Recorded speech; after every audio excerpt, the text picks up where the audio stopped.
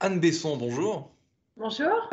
Alors, en chaque adulte, il existe une Madeleine de Proust sur le terrain des jeux, sur le terrain des jeux d'enfants. Votre choix est fétiche, vous, Anne Besson, le premier dont vous vous souvenez quand je vous en parle là, comme ça, à chaud, c'est quoi? Alors, le jouet qui m'a le plus marqué, dont je me souviens très très bien, c'est le château fort Lego, en fait. C'est le jouet que mes parents ont conservé et qu'ils sortent régulièrement à mes enfants ou mes neveux et que mes enfants ont le plaisir de retrouver.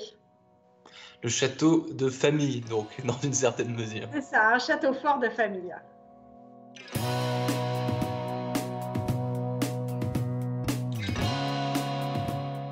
Bonjour à tous et bienvenue au Talk Décideur du Figaro en visio aujourd'hui sur votre écran et sur le mien Anne Besson qui est directrice du marketing de Lego en France. Lego, ça ne s'invente pas dès la première question. Évidemment, c'est une société que je ne présente pas, tout le monde connaît Lego, les enfants évidemment, les parents aussi parce que les Lego Anne Besson, ça peut aussi être pour les parents finalement. Il y a des produits un petit peu, comment dire, sophistiqués pour les adultes qui existent. Lego, c'est pour toute la famille, donc il y a des produits pour les enfants, il y a des produits pour les adultes. Les adultes ont joué au Lego aussi pendant leur enfance.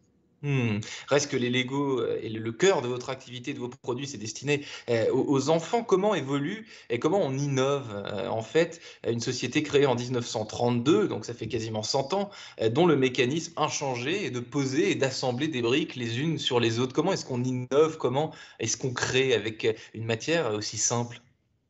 Alors, c'est vrai que Lego a innové et a su s'adapter au fil des années avec des tendances, en étant ouvert aux tendances, avec un centre de recherche et développement et beaucoup de designers qui viennent de différentes nationalités dans le monde, et puis d'être sans arrêt à l'écoute des enfants. Et ça, c'est très, très important.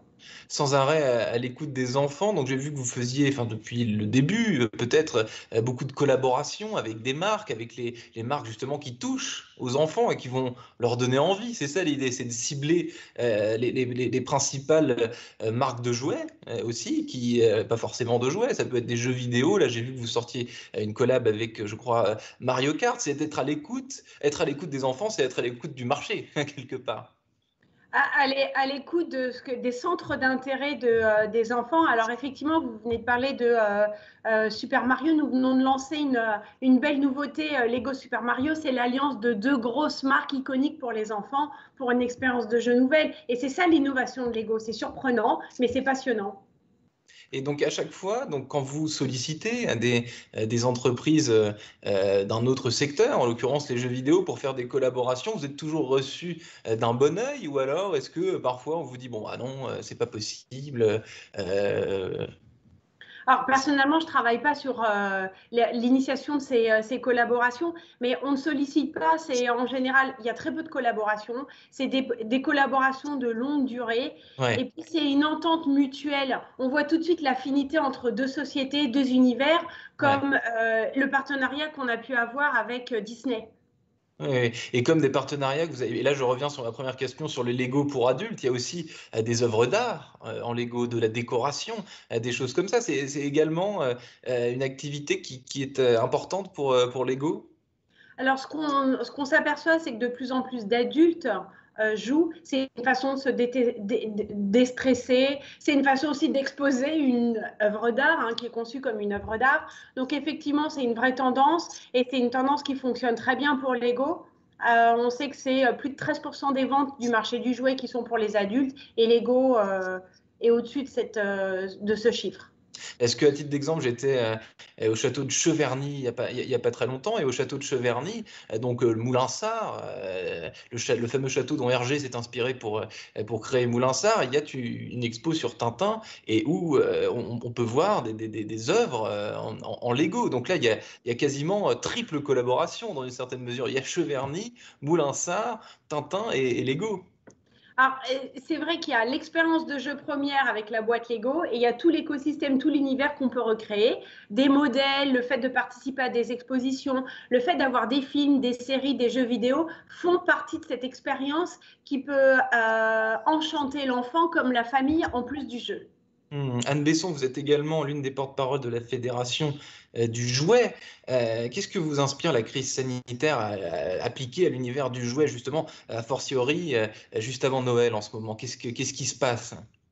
Alors, ce qui est important, justement, c'est de replacer le jeu dans ce contexte-là. Et le jeu a un rôle absolument essentiel pour les enfants et pour les familles. On a fait une étude qui nous montre que 80% des parents considèrent le jeu comme essentiel. Mais on sait que les enfants s'épanouissent, se développent, ont beaucoup plus de plaisir à jouer et encore plus pendant cette crise sanitaire à la maison. Donc priver les enfants de jeu, c'est priver les enfants d'épanouissement finalement et de travail sur eux-mêmes, de développement. Oui, et c'est-à-dire que le jeu va leur apporter l'épanouissement, le développement, et après, ça va aussi apporter des moments de bonheur en famille, parce que les familles, les parents et les enfants se retrouvent autour d'un jeu, et spécifiquement se retrouvent autour d'une construction Lego. Et a fortiori, se retrouve autour d'un jeu pendant cette période de Noël où tout le monde Exactement. se voit. Lego, Anne Besson, c'est une société danoise. La culture du travail à la danoise, là je me mets dans les coulisses de Lego, pas niveau produit, mais niveau bureau, niveau coulisses. Ça se passe comment cette culture du travail à la danoise? Qu'est-ce qui change avec les postes que vous avez pu occuper par le passé? C'est une culture, je dirais, très agréable, hein, je dois dire. Nous sommes dans un contexte de grosse société familiale et ces valeurs familiales sont présentes au quotidien dans la société. Nous sommes tous collègues en forte collaboration, sans niveau hiérarchique réellement, avec une proximité. On appelle dans les valeurs, on a le care, un caring, la bienveillance qu'on va retrouver au quotidien. Bienveillance évidemment envers les enfants, envers les familles, mais bienveillance au sein de l'organisation, envers les collègues aussi. Mmh. Je crois que votre siège parisien, d'ailleurs, j'ai vu des photos à des allures de showroom. Alors, je ne sais pas si vous y êtes en ce moment, Et oui, mais c'est derrière vous, donc on peut pas, on peut pas voir. Mais j'ai vu des photos et donc ce sont des bureaux showroom parce qu'il y a du Lego partout, il y a de la couleur, il y a tout cet univers qui est représenté au sein même des bureaux. oui, c'est absolument essentiel qu'on ait la marque Lego soit traduite dans les bureaux et qu'on ait aussi accès à cette expérience Lego. Donc, nous avons aussi des bacs de Lego pour jouer en réunion.